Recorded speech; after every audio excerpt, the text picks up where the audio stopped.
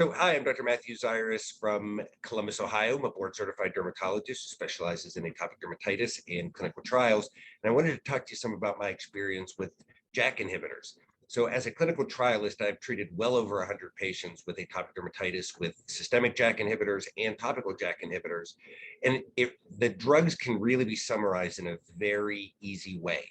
So, whenever I think about systemic JAK inhibitors, the level of efficacy and speed that I see is about the equivalent of treating somebody with 40 milligrams of prednisone a day. So incredibly fast, incredibly effective, and a much better safety profile than prednisone.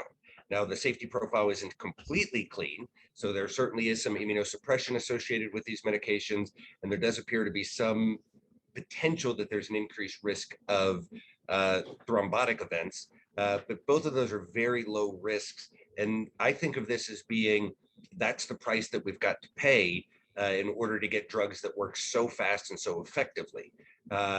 These are drugs, unlike prednisone, that really have been studied for long-term consistent use. And really, they do have these low risks of side effects, but for many of these patients for whom traditional therapies have not given them adequate relief, it is well worth the small risk of significant side effects. Then we also have a topical JAK inhibitor, which there I would describe this drug as being faster and possibly stronger than an ultra potent topical steroid in my experience. And again, this is without any of the risks associated with topical steroids in terms of thinning of the skin atrophy, pigmentary changes. I've had it be extremely well tolerated topically with no burning or stinging or other issues.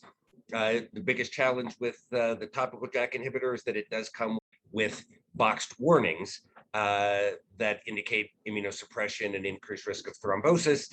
And those are something that we are going to have to talk about with patients. But overall, think ultra high potency topical steroid with no topical steroid side effects.